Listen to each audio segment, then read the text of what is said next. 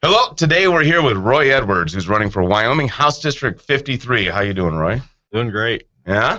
Well, you used to be a county commissioner, Right. and now you're running for a state house legislator position. Correct. What made you decide to run this time? Oh, there's some things that's going on in Wyoming that I'd like to see happen. What are those? One of them is to try to get the lands that the federal government has been keeping for the state of Wyoming back in the state of Wyoming's hands, where it should have been all along. That seems to be a trend.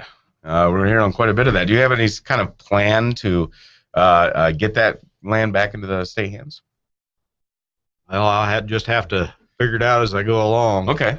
Okay. I know what I'd like to have, and that's everything that isn't in the Constitution. You're a big constitutionalist. Right. Letter for letter or interpretation? Right.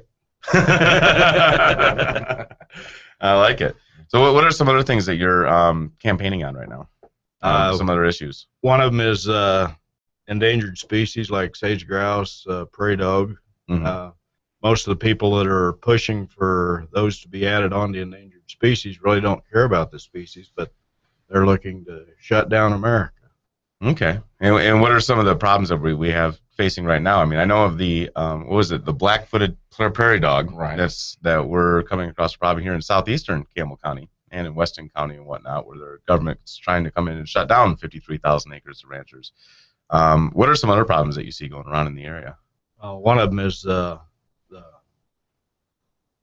prairie chicken or the sage chicken, and that one there is more of a general in the state of Wyoming that they're trying to shut down about everything that's in there from anything to do with minerals. And you're talking about the sage grouse, right? Right. And you say is sage chicken, the ones that apparently do not have it in them to breed if there's an oil platform somewhere nearby. Is that the story that we keep hearing out of the according East? to the federal government, they don't like to be spied upon while they're making love. Yeah, one of the only birds out there to do it. Yeah, I was just wondering, maybe the sounds from the oil rig, and the guys, is just turning them off or something? Who knows?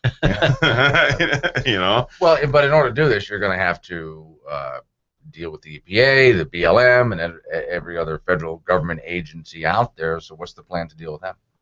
Well, they've been far-reaching in everything that they've been doing in the last bunch of years, and they've been writing laws that our U.S. Congress has given them the ability to do, that they give away their power, which I think they ought to take back their power, and the state can help them to do that by not choosing to do the guidelines that the EPA does. We don't have to. We can nullify what they say that we have to do. We don't have to go along with it as a state. It might be the hard way of doing it, but it's the correct way to do it. What about some other state issues outside of that? For example, we might have some problems with Wyoming pension in the coming years because there's going to be a shortfall there. As far as that one, I'll have to be brought up to speed on Wyoming pension. I had one organization was talking to me about that, and they were wanting to be able to get cost of living raises in their pensions. And I told them, if you didn't put it in, you shouldn't expect to get it out, because future generations shouldn't be paying for your retirement. Would you be willing to entertain the idea? Because I'd hate to sit there and go, will you be willing to sponsor a bill? I mean, because you don't know what's actually going to be written in the bill. Would you be willing to entertain the idea for pensions of actually, grandfathering in the elimination of pensions in the state of Wyoming? And what I mean by that is not everybody who's currently receiving a pension, they'd still receive it, and Wyoming would keep through with their promise.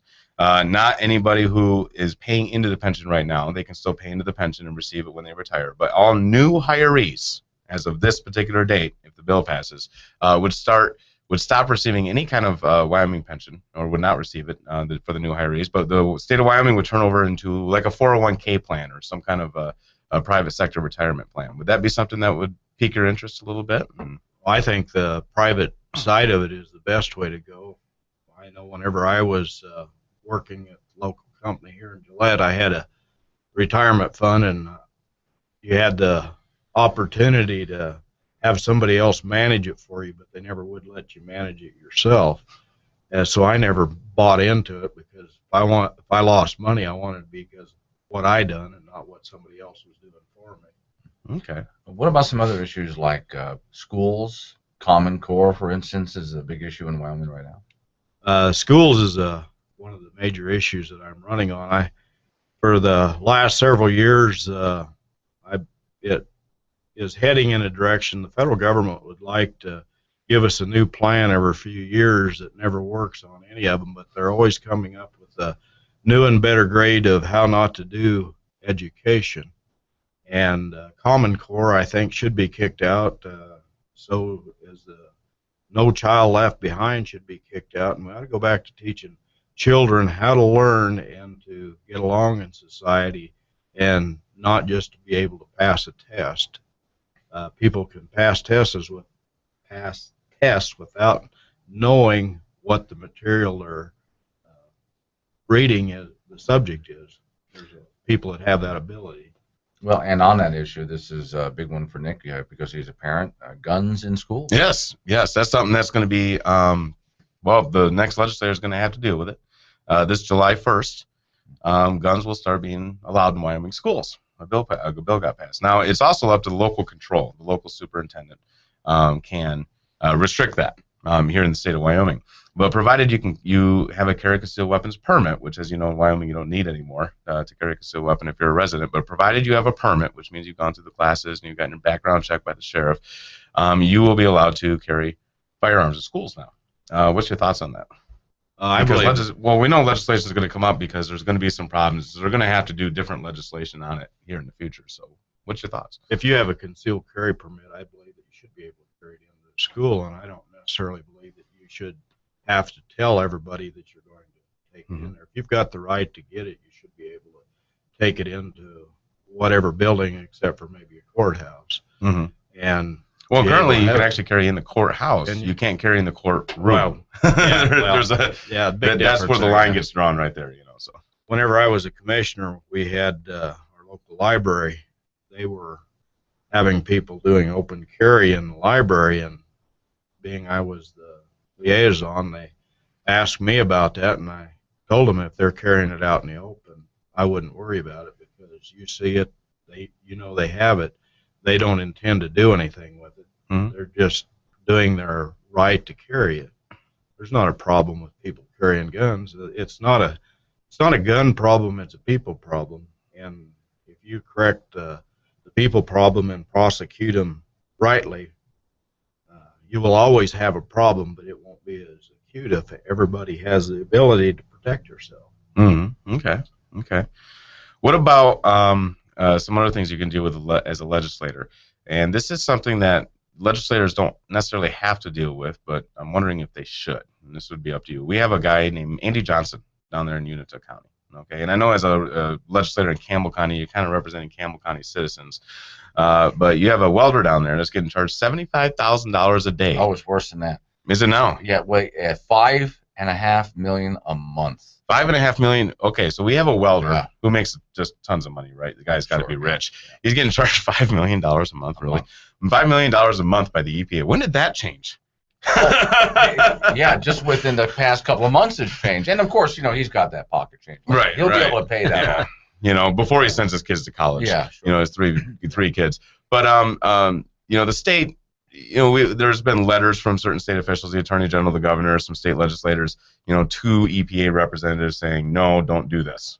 The man went out and got his state permits, but that doesn't seem to do anything. Do you think there's a role of the legislators to be proactive in cases like this, protecting Wyoming citizens?